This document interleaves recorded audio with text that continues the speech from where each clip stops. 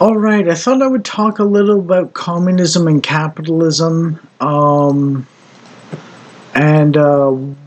why the communist is the way the communist is. Um, with hopefully a brutally accurate but also loving-ish touch while being anti-communist. So I thought I would explain some of the maybe legitimate, maybe illegitimate aspects, not quite principles exactly, but sort of like emergent properties of the kinds of people that tend towards communism and so on. And the phrase "spiteful mutant" um, is this is the brutally honest part. Um, is the primary adherent to communism. The Giga Chads don't really care for communism, they like capitalism and so on. But there's some deeper reasons for why this is, or maybe some extra relations that I mentioned in passing in other videos, but I'd like to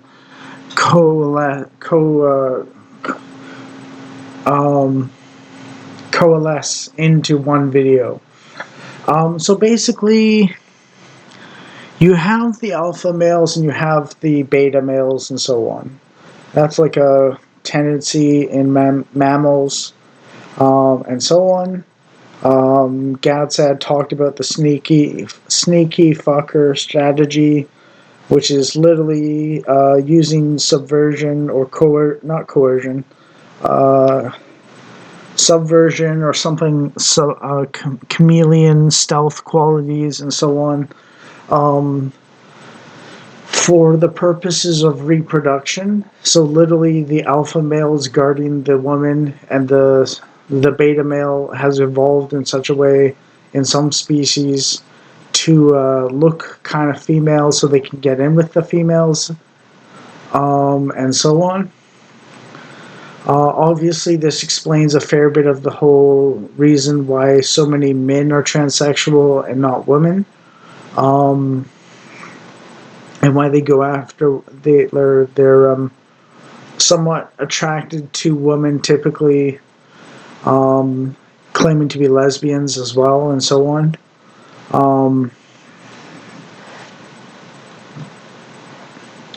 It's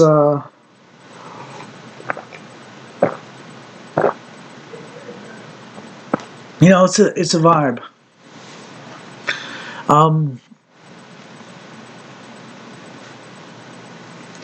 The fact of the matter is, two things have promoted the rise of socialism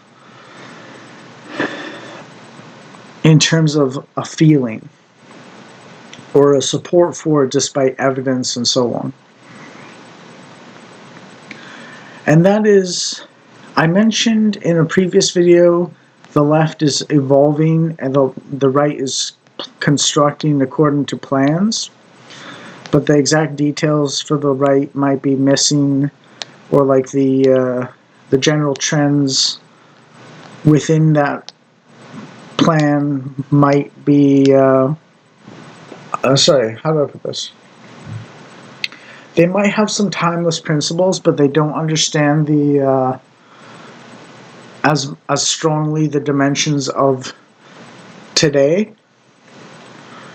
And the left is more very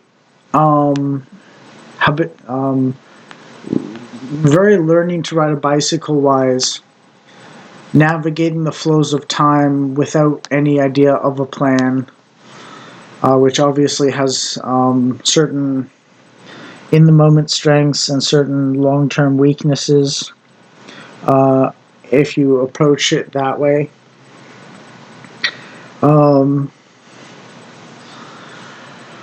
But basically, two major things have promoted the rise of socialism. One is women getting the vote because socialism is very feminine. Um, and two is more weak men being born. Um,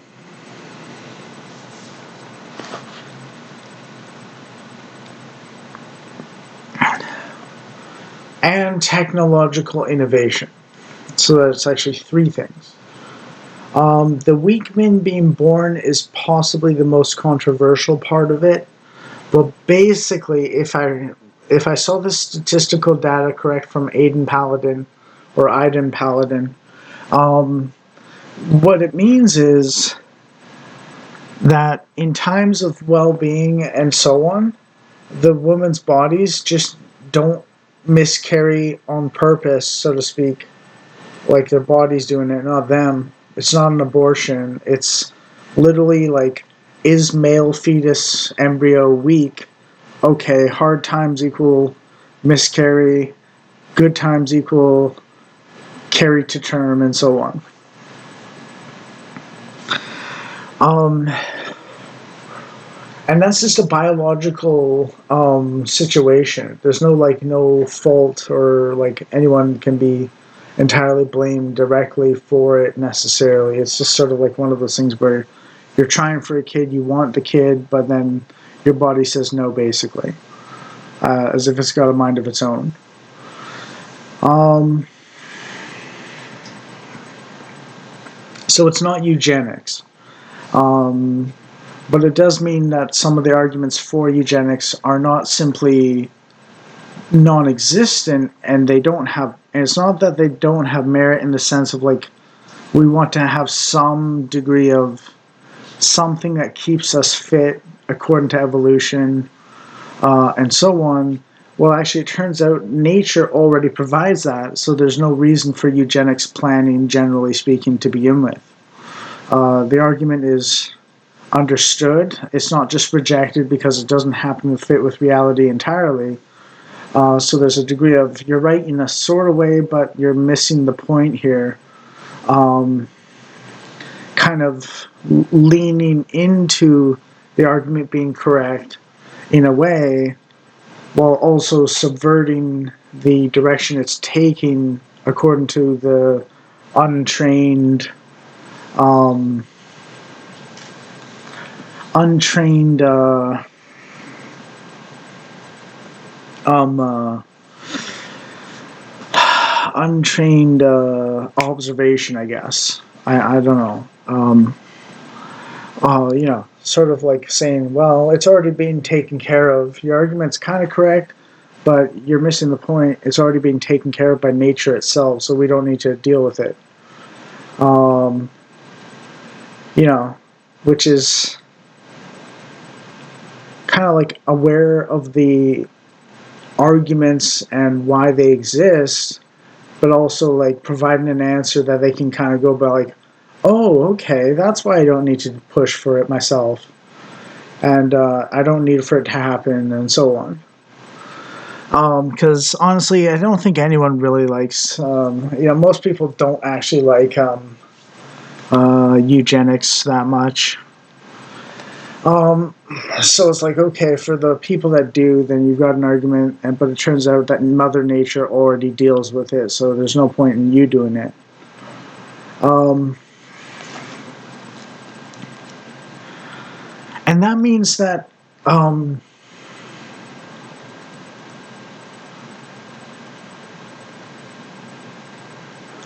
also it means that we can explain the cycles of history to some extent because men are traditionally and biologically better suited towards um,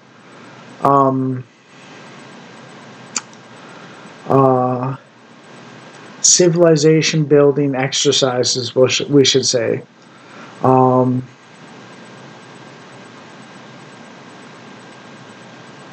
Whereas women are more the maintainers of civilization up to the point, uh, and so on. Um,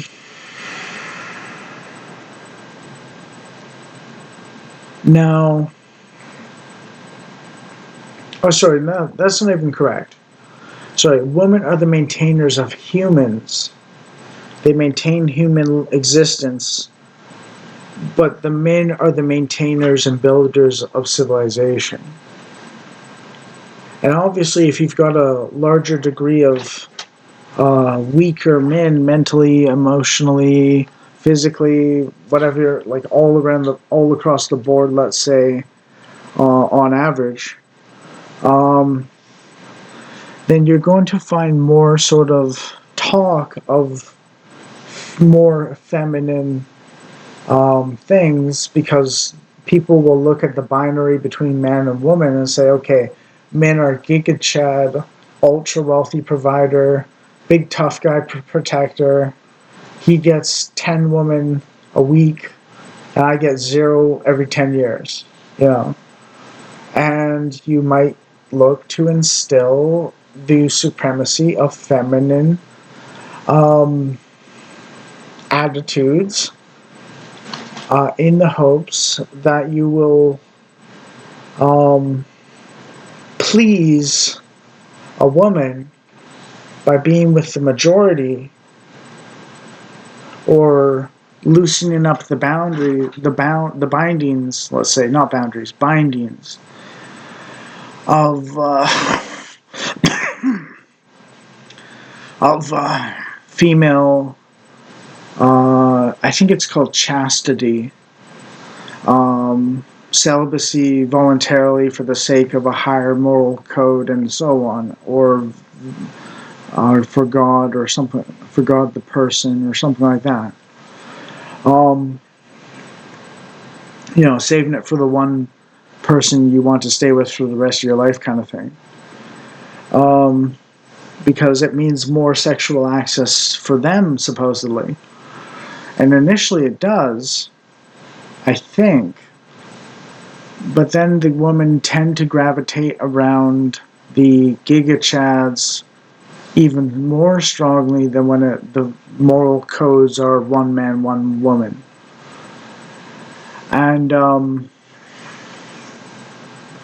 more and more people will look at that because it's a hyper thing where like the top 20% of guys get the top 80% of women, which leaves the bottom 20% of women for the bottom 80% of men. So you're not getting someone who's you have way less of a chance of getting a woman, much less one that is actually suited towards your level of attractiveness towards the opposite sex and status in society and so on. Because if you're getting the bottom 20% of women for the top bottom 80% of men, you've got like 1/4 of the previous chance of finding a woman. And what's more is, even if you do find one and keep one, chances are they're going to be relatively low status women, and so on. And I'm not talking about status in the attractiveness um, dimension or department for the sake of saying like the higher values here. I mean just like raw like physique and charming charisma and so on. Um, yeah.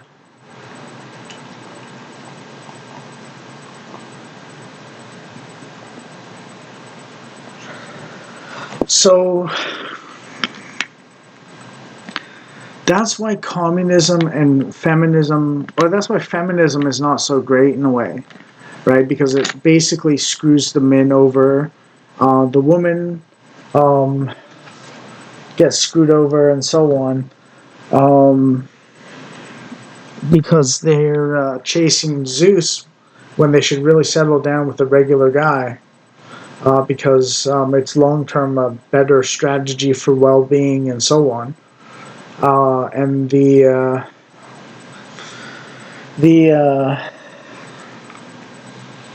well, yeah,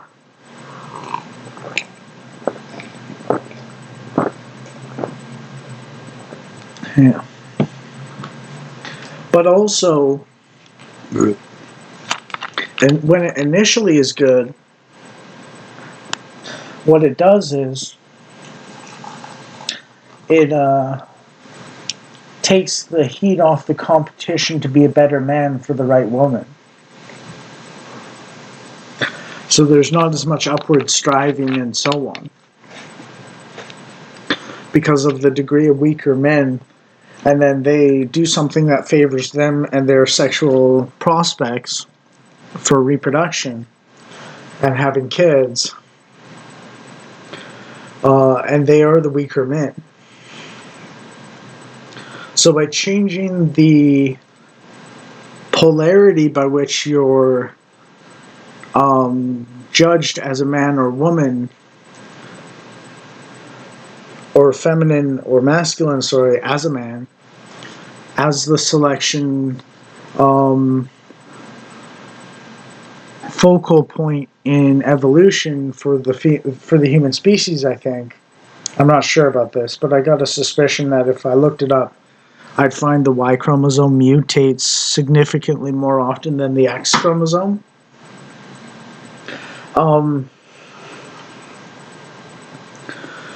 Basically, what it means is that initially, when sexual morals are loosened, weaker men get more access to potential mates on some level, and then it's kind of like yeast when it makes alcohol by devouring sugar. Eventually, it drowns in its own excrement, which in this case would be alcohol, which eventually turns into vinegar. And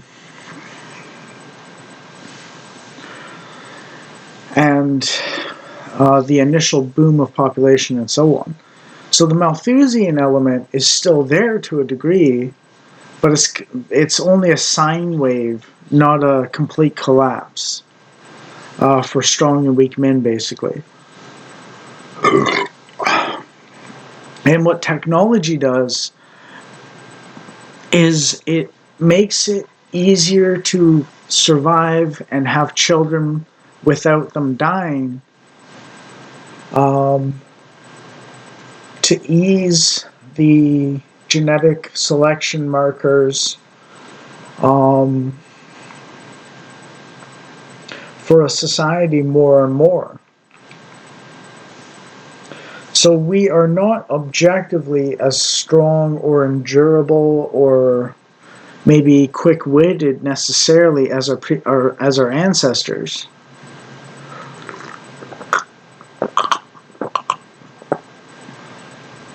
However, the social and the technological, mechanical, digital, aerodynamic, technical,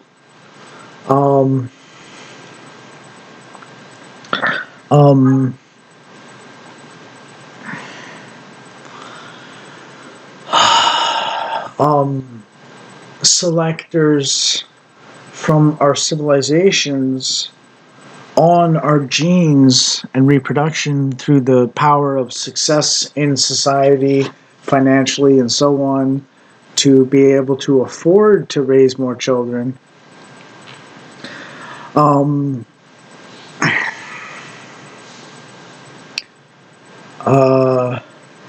Is more active than before.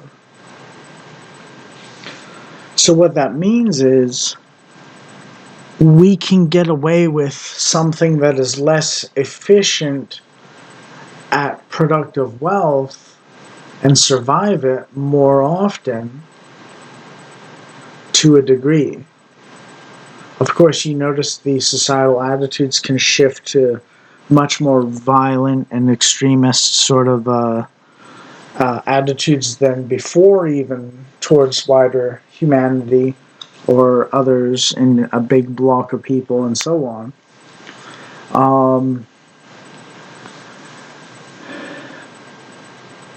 So that's one of the reasons why we still have war and genocide and so on.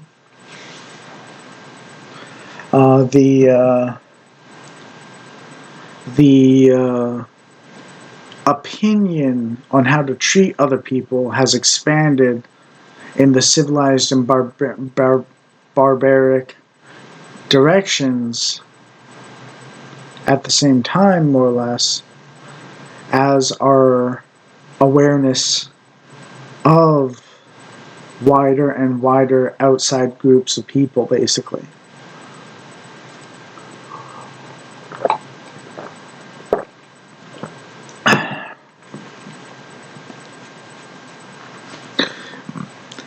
And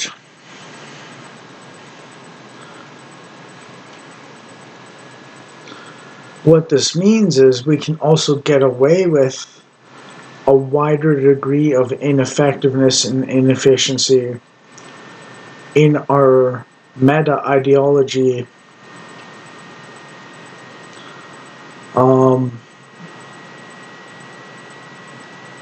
and survive longer,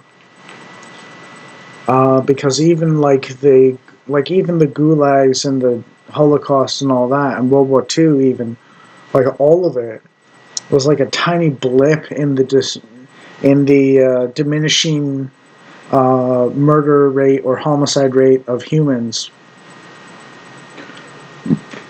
And what that means is we're getting better at keeping the fundamentals of civilization going, even when we're mismanaging the top half of that.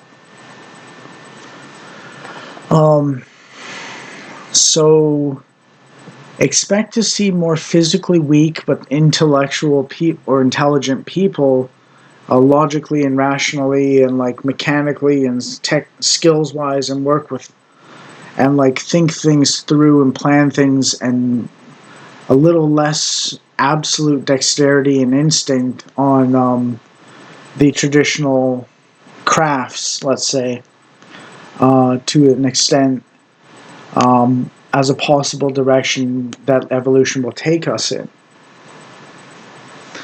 And one of the things this all means to some extent is that the feminine and the masculine approaches of caretaker and distributor versus protector and provider, woman and man, things, is that a degree of transition into the more feminine is actually quite going to be probably a little more natural in wider society than before, to some extent, and is in fact a little valid.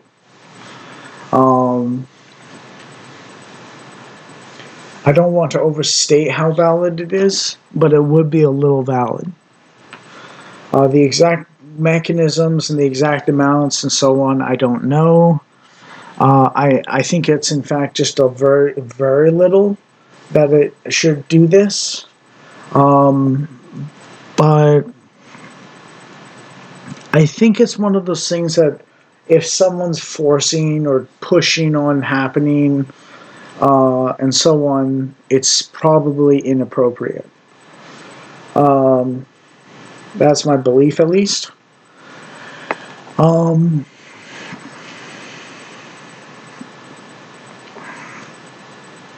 I think the masculine aspects of protector and provider, builder and planner, and so on, are going to remain quite vital. I think that they're core to civilization to the degree of like 95%, whereas before it might have been 98% or something. Like, that's my level of limitation to what I previously said. So it's like, it's a navigation and negotiation of the proper roles people have in civilization and so on. But the men are the absolute core of making that happen. And finally, what I would say is if if men who look around constantly all their lives and say, "Oh wow, I can't take care of myself. Someone needs to take care of me," and let's say they're not deluding themselves. Let's say they're telling the truth about it. Um, and they support the caretaker feminine more.